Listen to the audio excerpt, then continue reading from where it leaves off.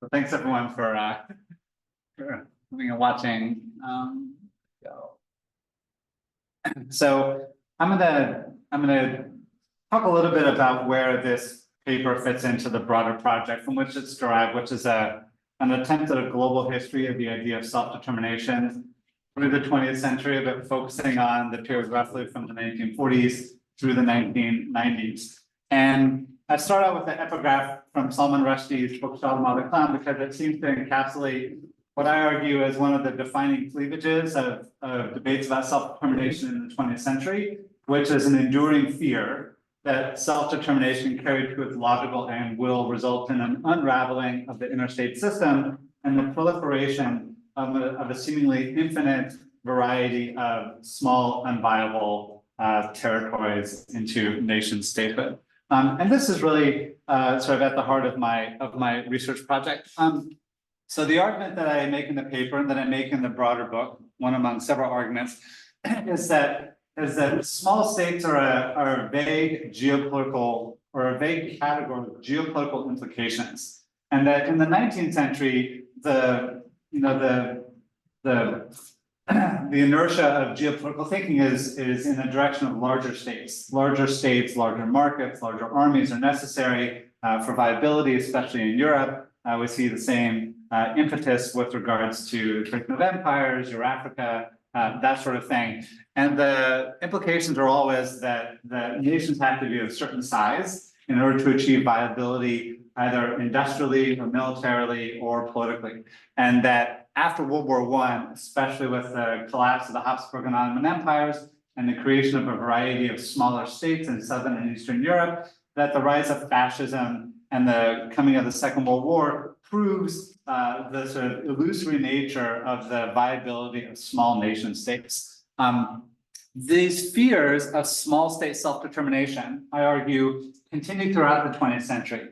And they peak at what I think of as sort of punctuated equilibriums. The end of the Second World War, the burst of state making in the late 50s and early 60s, the sort of burst of decolonization in the mid 70s, and again at the end of the Cold War in the late 80s and early 90s. And although the fears are persistent, concerns about small state self-determination reflect shifting conceptions of what it means to be a viable state. And I argue in the book, and I'll argue here and in the paper, that the conception of state viability that most geopolitical thinkers carried with them, either consciously or not, was one about European state making in the late 19th and early 20th century. And looking at, say, the Pacific Island territories of the Caribbean in the 1940s and 50s, British and American and other policymakers really were thinking about places like Czechoslovakia and Southern Europe in their belief that these were territories that could not defend themselves militarily, they didn't have an industrial structure, they were vulnerable to predation by their neighbors, and that this sort of thinking carried geopolitical implications. One of which was the tendency to support federation or upscaling as a solution to what many of us in this room and elsewhere have thought about as the sort of scale problem. That tiny territories can't survive on their own, so they have to agglomerate either by federating or by associating themselves with larger neighbors, or maybe just being by annexed or invaded in the case of places like East Timor, Western Sahara, and other territories by countries that are larger and more viable than they are. I argue that these assumptions sort of persist through the end of the 20th century, even if the underlying sort of geopolitical conditions that facilitate these concerns have changed dramatically by the end of the 20th century. And this really is because of the emergence of sort of viable island and city states in places like Singapore and Hong Kong, the emergence of many post-colonial sort of island territories as sites for money laundering and other places that give them a certain kind of economic viability and a recognition that fears about great power competition over tiny places like Portuguese Timor or Brunei or whatever have proven to be overblown. So that by the late 1970s, these fears are less about geopolitical competition and more about what globalization means for the potential viability of tiny nation states. The paper deals with a particular moment what I call the small state crisis, where in the 1950s and 60s, a number of thinkers were becoming kind of panicked that small states were leading to an unraveling of the international system. And this just sort of talks about some of the broader arguments in my book. As early as 1941, we see a lot of these same concerns about small states arising. Asoka Mehta, founder of the Congress Socialist Party, said that Hitler showed how illusory the independence of small states was. Stalin said the same thing, as did Japanese militarists. These were concerns across all ideological boundaries. They crossed north-south, east-west divides. They were ideologically sort of apolitical in their concern about the threat that small states pose. The historian E.H. Carr argued that smaller nationalities are an atavism. They're a threat because they invite the attention of their larger neighbors, and that they are prone to economic nationalism and autarky, which in the 1930s was a recipe for war, for depression, and for geopolitical disaster. Small state economic self-determination, as one British MP argued, would threaten the foundations of the world economy, arguing that economic self-determination is an invitation to autarky and anarchy if countries tried to opt out of the world economy. And even the African National Congress and other anti-colonial movements argued that small state self-determination sort of posed threats because of the possibilities that the resources would be exploited by their larger, more powerful neighbors. Now, geopolitically, this meant that at the end of the Second World War, that there were many, many places in the world that Western policymakers never thought would become independent. It's a myth to assume that the nation state was the goal of decolonization for more than half or so of the remaining European territories. What was more likely was arrangements like this, where the United States would declare someplace strategic trust territory, inventing a new legal category out of whole cloth, and argue that they would have some sovereignty, but that their sovereignty would be constrained by the necessity of the US to have military bases there, by the French and the British to carry out nuclear testing, and by other conditions that would prevent the emergence of these territories into sovereign statehood for the indefinite political future. And I would argue that this conception of layered sovereignty, sort of geopolitical Neverland, status for scores of tiny territories, was in fact one of the chief goals of the creation of the UN system in the 1940s. Statehood for many, semi-sovereignty for a traditional layer, and indefinite dependence and non-sovereignty for places like Guam and other places deemed too small, too backwards, too primitive to merit self-government. And what this looks like on a map is something like this. Hundreds of islands around the world that are punctuated by American military bases, their sovereignty indefinitely constrained by military and strategic necessity. In the UN, there are lots of attempts, and I talk about this in the paper in the book, to sort of institutionalize self-determination as the goal of the colonization process and as a human right. But there are simultaneous efforts to try and condition self-determination by noting that statehood is one of many possibilities for the political futures of dependent territories. They can be associated, they can be annexed, they can continue to remain colonies, or they can become independent. And it was the importance of having other options that many Western officials, especially American and British officials, considered to be the most important reason for supporting resolutions such as the Declaration of Principles Concerning Friendly Relations, one of the most important statements about the relationship between self-determination and decolonization, which insisted that independence was one of only many possible futures for dependent territories, especially small ones.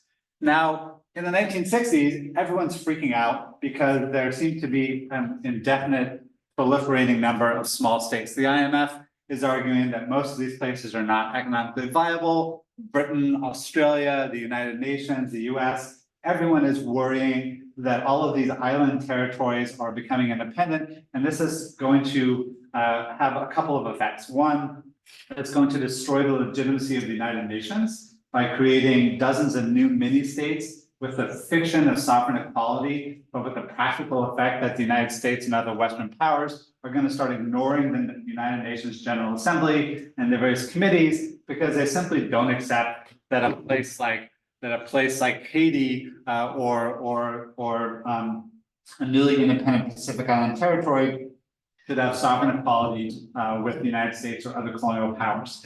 Secondly, they suggested that the proliferation of states in the United Nations was going to lead to an unraveling of international order, would lead to geopolitical chaos, great power competition, intervention in the Caribbean and the Pacific, and other sort of horrible possible consequences. One of the most important sort of demonstrations of this was that in 1967, Bhutan creates a committee of experts that actually recommends creating a system of layered membership in the United Nations so that tiny territories could have sort of second-class membership, stripped of voting rights, able to access UN technical assistance. So basically dismissing with the fiction that they were sovereign equivalents of larger states and that they were basically sort of rump members of the United Nations. This proposal was eventually sort of shot down because smaller countries sort of bitterly opposed it, but it suggests just how deep the concern was that even as late as the late 60s, that so many new tiny states were being created that many Western policymakers worried that this was going to cause a sort of unraveling of the international system and a delegitimization of the United Nations, which was for many American officials, at least through the early 60s, their chief hope for managing global governance. Now, what are the implications of this? So I've noted in the paper, and I note in the chapter from which it's derived, that for many states or many tiny territories, the colonial powers and others foresaw them inhabiting what one historian called a neverland of semi-sovereignty into the indefinite future. For other places like Western Sahara, Goa, Portuguese Timor, West Papua, and other places, Western policymakers simply concluded that the best solution was for them to be invaded and annexed or absorbed by their larger, more powerful neighbors, lest they become a source of geopolitical instability and attention by larger, more powerful states. By the 1970s, however, things were changing. They were changing in part because of economic globalization, and they're changing also because states like Singapore, Brunei, Hong Kong, the East Asian tigers are starting to demonstrate that size is no longer the challenge to viability that people thought it was in the 1940s and 50s. And so we see something sort of strange happening. And I want to sort of point out, I don't have this in the paper, but these are sort of two observations at roughly the same time. One from the journalist Harold Isaacs, and another in 1974 from an IMF developmental economist, Albert Watterson. Isaacs is very presciently noting that globalization is leading to simultaneous pressures in different directions. And he notes that the growing number of states is a symptom of the great and bewildering paradox of our time. We are fragmenting and globalizing at the same time. The world economy is unifying the globe, while the proliferation of tiny states is seeming to pull apart the same international system at the seams. Watterson notes something different from the perspective of the IMF.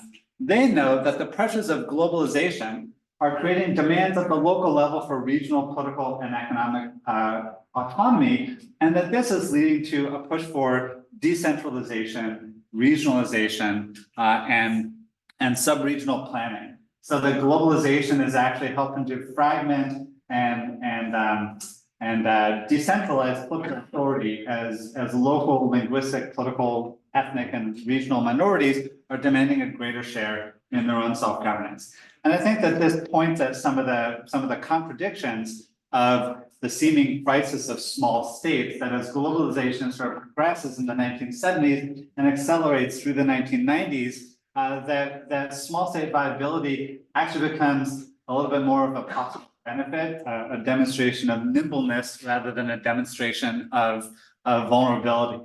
By the 1990s, we have developments such as the Prince of Liechtenstein creating the Liechtenstein Institute on Self-Determination and promoting a Liechtenstein Initiative on Self-Determination, in which he argued very explicitly in the 1990s that the age of the nation state as we conceived of it in the 19th and early 20th century is past. And that the mark of success in the late 20th century was nimbleness and agility in navigating the circuits of economic globalization, and that this could best be done by small states like Liechtenstein.